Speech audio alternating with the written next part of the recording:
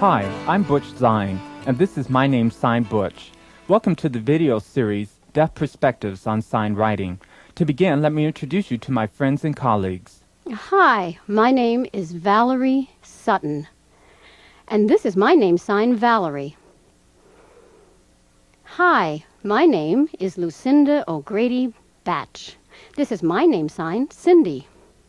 Hi, I'm Kevin Clark, and this is my name sign Kevin. Our purpose for this video presentation is for us to share with you the history of sign writing, how and when it first began, and how it's been used and its evolution over the years. Now, Valerie, you invented sign writing back in 1974, right?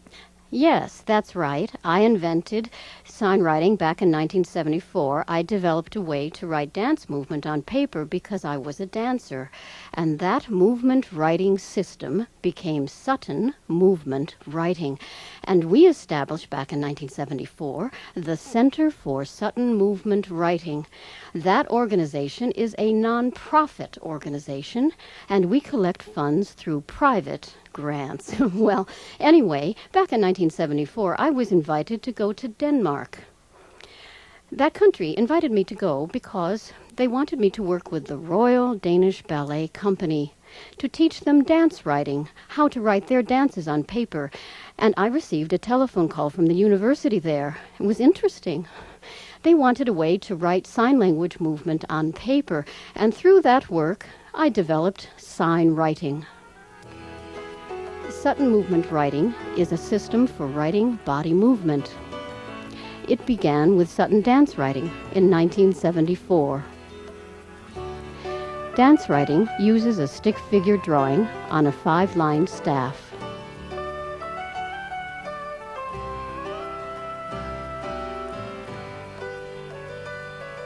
In 1974, researchers at the University of Copenhagen in Denmark asked Valerie Sutton to write the movements of signed languages.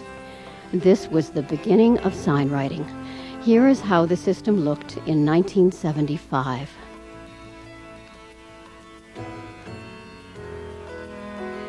In 1977, the National Theater of the Deaf in Connecticut was the first group of deaf adults to learn sign writing. Here is deaf actor Bernard Bragg from the National Theater of the Deaf with Valerie Sutton presenting sign writing. This video clip shows how sign writing looked in 1977. Looking back, I can remember I became interested in sign writing while I was working with the National Theater of the Deaf. I was responsible for translating the words into signs for the theatrical performances. I found it very difficult to remember the signs I had translated. I kept forgetting which sign I had picked. Was it with my left hand? And was my left arm up here? Or maybe it was down here. Or maybe I used my right hand in this position, or whatever. I needed a way to write down on paper the signs.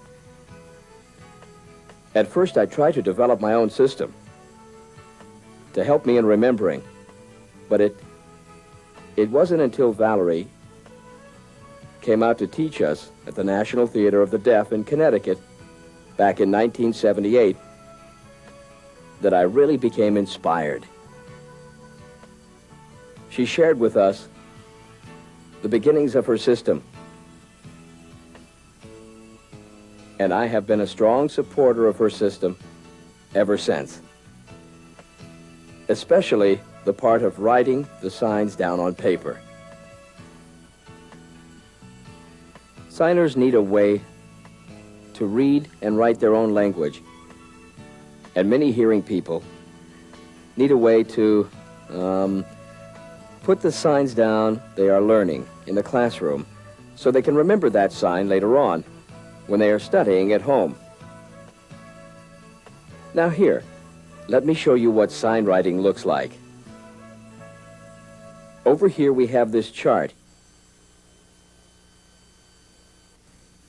And here we have something that maybe looks a little Greek to you. But if you look more closely, you'll be able to see how this picture looks exactly like a person's body. This line represents the shoulders. And going down, we have the line that represents the arm, and going out to the hand. And now, maybe you're noticing that little star right over here. That means that there is a body contact like this. A lot of people have come up to me and said, "How do you sign hello?" Well, isn't that obvious? You sign hello. Hello. Now I will teach you how to read the sign hello. The facial circle shows the face, and we contact with a contact star. That shows the area of where you're contacting here. Then you see the hand symbol and the shoulder. And then we have a movement symbol showing the direction forward. Shows movement forward.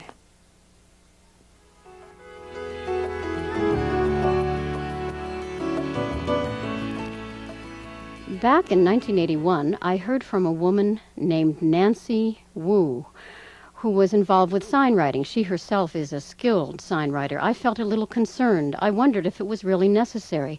She and I met, and she explained it was a nice way to preserve ASL stories and poetry, etc. I thought, well, maybe it is a good idea. So I asked her to teach me. I learned. And then later, Valerie heard about me and contacted me and asked if I would like to be involved to work as a reporter for her sign writer newspaper. I said fine. At first I was the only one, but later others became involved, including Kevin Struxness, Miriam Einar Schroeder, and Susan Diamond, and others also. Well, back then, we were writing everything by hand. We hadn't developed the computer program yet. It was a lot of work, but a lot of fun, too. I would like to show you the history of what it looked like when we were writing by hand. Here it is. The Signwriter newspaper was published quarterly from 1981 to 1984. It was the first newspaper in history to be written in the movements of signed languages.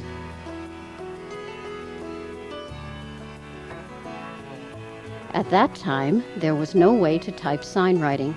Each issue of the newspaper was written by hand with ink pens.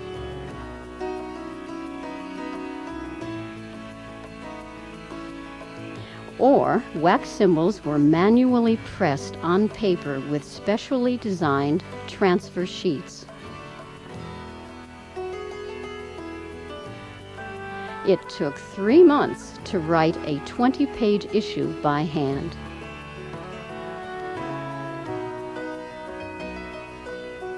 The first issue was published in the fall of 1981.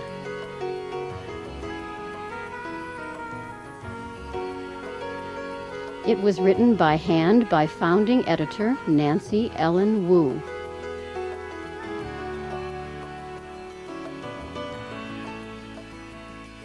Lucinda Struxness was the first deaf reporter to write articles in American Sign Language. A new profession began called sign language journalism. Lucinda was joined by other newspaper staff members, including Kevin Struxness, Dennis Schemenauer, and illustrator Frank Allen Paul.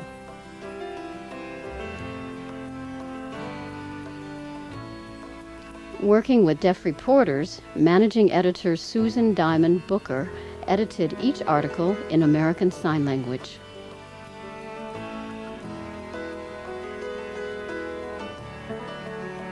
Publisher Valerie Sutton worked with Miriam Einar Schroeder, assistant editor, on the newspaper's layout and design.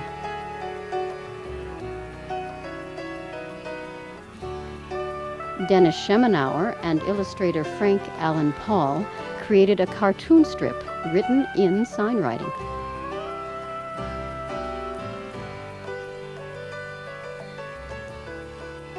Vicky Santillanes wrote a Dear Vicky column in American Sign Language, answering questions from the deaf community.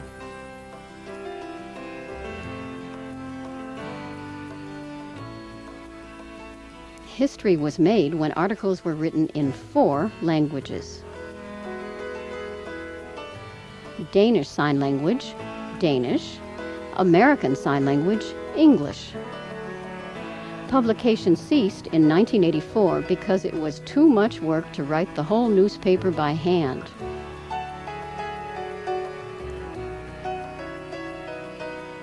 In 1986, just 2 years later, the SignWriter computer program, programmed by Richard Gleaves, changed history. Finally, signwriting could be typed. Publication was resumed as the SignWriter newsletter in 1989, typed by computer.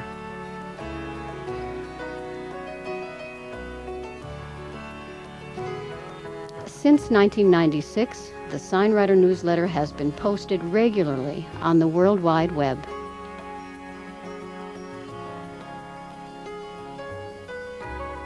You can read the latest issue on the SignWriting website at www.signwriting.org.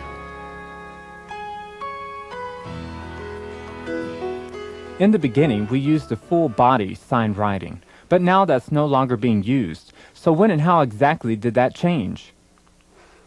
That's correct. Back, around 1980 or so, we experimented. You know, that signwriting didn't just happen automatically, no.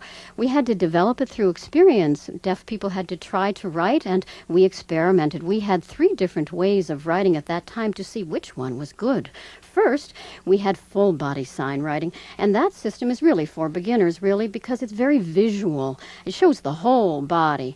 And then we had also an experiment with another writing system, the handwriting, and that threw out the stick figure drawing, and we only had the facial expressions and the hand symbols and also the movement symbols. And, you know, that was fascinating. We just felt the full body information wasn't necessary if you knew sign language already. And then we had a third experiment called the shorthand. And that was fun. Not perfect, but we continued to work and work and work. And now I really think that Cindy can explain better how the whole system changed. Well, back in 1986, Valerie and I established the Deaf Action Committee, or the DAC, and that group were some deaf people and some linguists who got involved, and we all did some research on how to improve our system. For example, before we had the full body writing system. Well, really, we had 3. There was the full body, then there was the handwriting, and then there was the shorthand. We decided the full body wasn't necessary, so we threw that out and we changed to the handwriting, and boy, we really improved that system. Then, later, our ultimate goal is the shorthand. Why? Because it seems it would be smoother and more just easier to write. And then we had another experiment called receptive and expressive. And back in the beginning, we started with receptive, but we decided it was better to use expressive. Why? Because we're not just demonstrating signs, we're really writing our language. So it was important to use the expressive point of view. And then we also started to experiment with writing down the page. You know how English is established reading from left to right. Well, we changed it and wrote down the page. Why? Because we feel it's involved with space and location. It seems to be more natural for us to read down the page. So I'd like to show you what that looks like. In 1982, there were 3 ways to write, all written from the receptive viewpoint.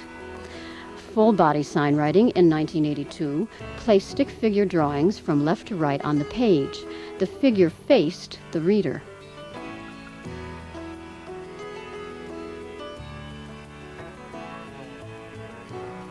Signwriting handwriting in 1982 discarded the stick figure.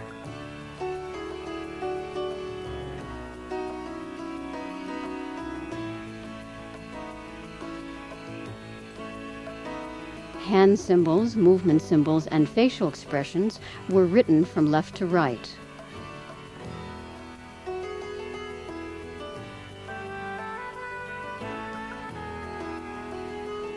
Signwriting shorthand in 1982 was really a stenography system written on special stenography tables.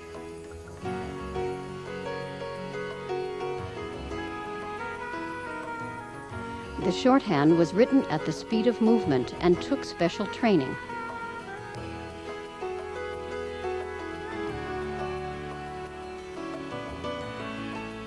There were plans to establish a new profession called sign language stenography.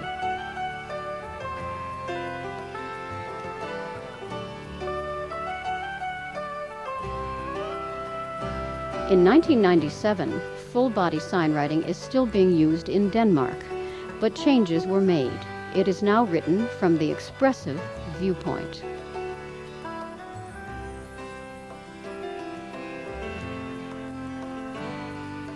In 1997, stacked signwriting is in use in 14 countries.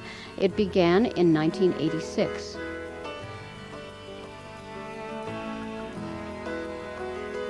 Deaf people naturally stack symbols in relationship to the center of the body.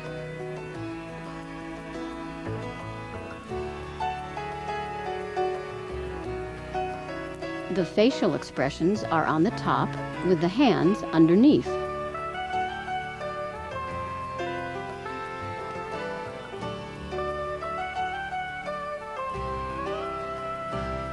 Stacked signwriting is written from the expressive viewpoint. It is the standard way to publish in 1997.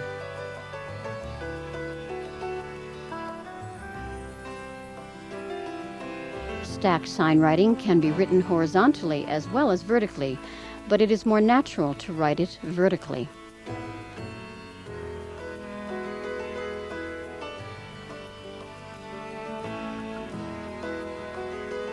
Stacked signwriting can be printed and read at very small sizes.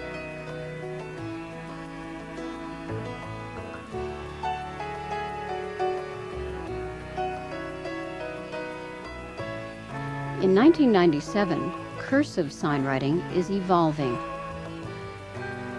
The shorthand has changed from a stenography system for professionals into a cursive handwriting for daily use.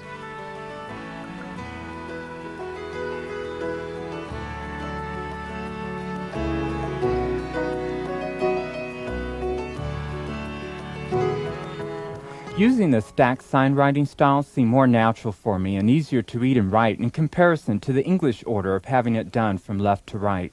Really, the stacked style is easier to read and write, and I'm sure that once you use it, you too will agree with me. You know, I'll never forget how I learned about sign writing. It was through a friend of mine, Kathy Say. She mentioned sign writing, and at first I was mystified, naturally, never having heard about it before. She told me that it was a writing system that can be used to document sign language. This piqued my interest, so I went to the DAC meeting, the Deaf Action Committee meeting that she invited me to attend. And right there, at that meeting, I learned so much. Wow! I could see the many benefits to using this system. It could be used in the educational setting, or used to preserve sign language, or quite possibly be used to write ASL to one another, eventually becoming the written language component for ASL. Clearly, many benefits could be derived from this system. And something else that I'll never forget is how we, Cindy and I, while we were working on the filming of a sign writing lesson yesterday, had a special guest show up by the name of Abdul Aziz from Saudi Arabia. He was also interested in sign writing and wanted very much to learn all about it. That truly was a special event. And I believe, yes, we did an interview with him, and so now you'll get to see it.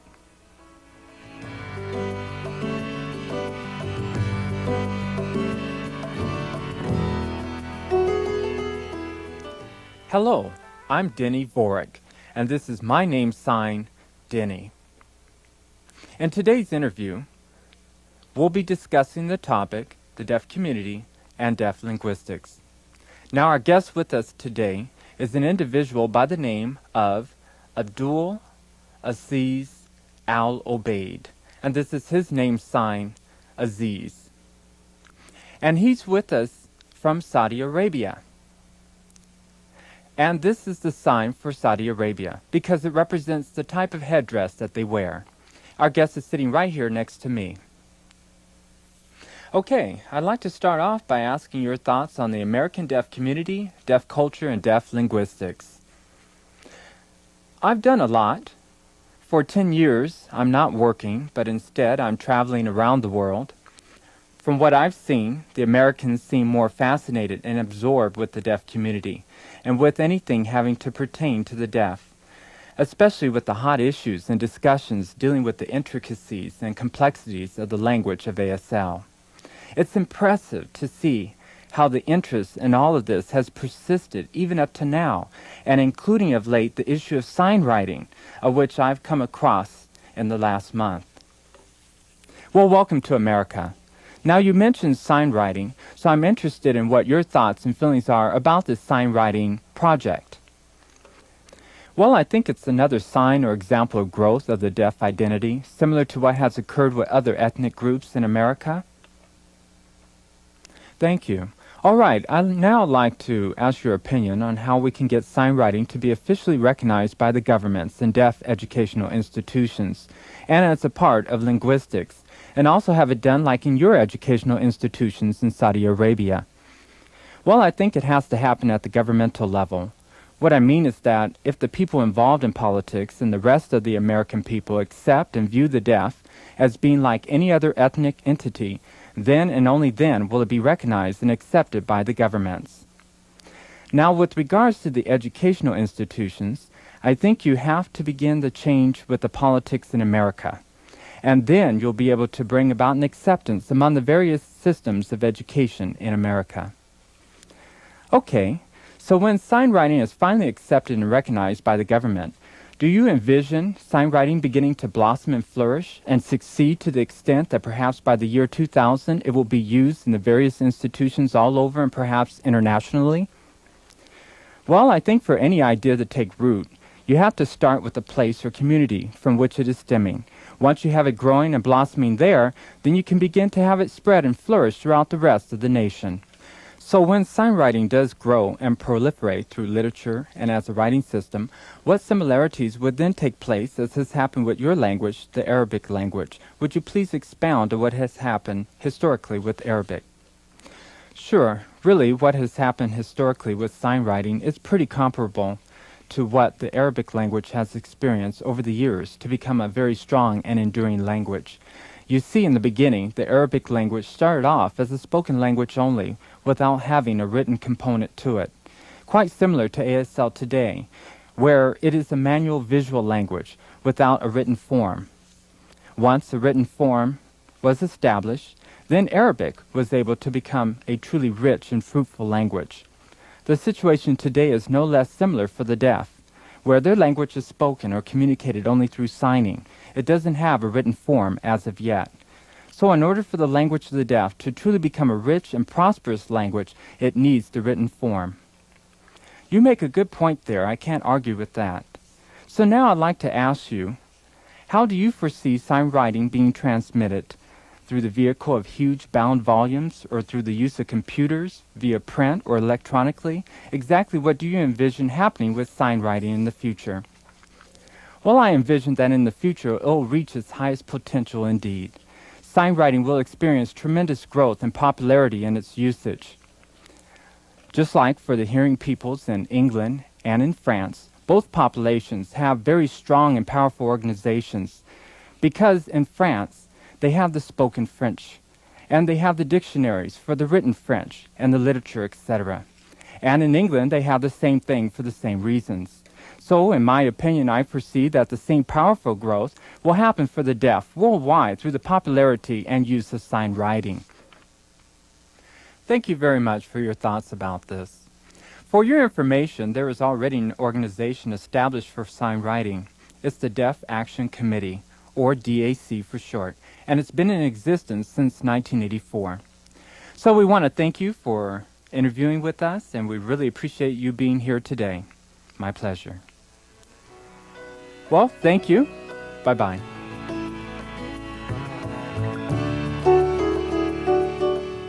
While you were relating your experience with sign writing, I realized that my experience was quite similar to yours. I recall that the first time I was introduced to sign writing, I too found it somewhat strange and absurd. And then Don Baer, who used to work at the Salk Institute at the same time I was working there, told me that it worked. But I was a little skeptical, because I've seen several systems out there, and I really didn't like them. But now he said this one works, so I wanted to see this for myself. So I went to the same meeting that you went to, and it was there that I saw the astounding potential. It is perfectly compatible to any sign language. So after that, I felt I could back this system up. Really, this was the first time that I supported any sign writing system. So I ended up getting involved and have been working with it ever since. My reaction was just like yours in the beginning. I was resistant, but now I'm totally involved and taken by it. And I hope that others will feel the same way and open their minds and really get their feet wet, really become immersed with sign writing. I remember at the same time I was working with Karen Van Hook, Richard Gleaves, who's the computer programming specialist, and then there was Kathy Say, Bonita Ewan Thorne, the three of us. I'll never forget during one summer we were ready to work with the computer program, whereas before we had to write everything by hand. So now we had the computer system ready. We were one of the first to actually use this program, so we spent time getting used to it, making some adjustments. But then, during the summer, we had some scheduling conflicts, so we ended up renting one laptop computer. So we'd have to take turns using it with each other to enter signs for the dictionary. In the beginning, it was a small dictionary, but after we take turns using it every week throughout the summer, we finally ended up with some 3,000 signs. And that was really something else. The dictionary will be on the internet, and we're in the process of setting that up, so that will mean people will be able to access the information online, download the information, the signs they like, into the computer files. So wow, talking about a new era in the computer world, and we'll be the first to be there. That's fantastic.